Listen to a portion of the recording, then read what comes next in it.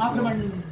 Hello नमस्कार, मी पूनम आणि स्वागत आहे तुमचं नवीन एका मिनी ब्लॉगमध्ये. हा व्लॉग आहे लक्ष्मीपूजनचा. माझा लहान भाऊ दिवाळीसाठी आला होता. तो मला रांगोळी काढण्यात मदत करत होता आणि मायलो अशा पद्धतीने मदत करत होता. रांगोळी काढून झाल्यानंतर पूजेसाठी रेडी झाले आणि सर्व दिवे लावून घेतले. दिवे लावेपर्यंत आई पप्पांनी पूजा मांडून घेतली. दिवाळी हा सण सुख, समृद्धी आणि प्रकाशाचा सण आहे आणि दिवाळीत लावलेल्या प्रत्येक दिव्याने घर अगदी उजळून जातं. पूजेची सर्व मांडणी झाल्यानंतर आम्ही दोघींनी पूजा करून घेतली व नंतर सर्वांनी मिळून आरती केली.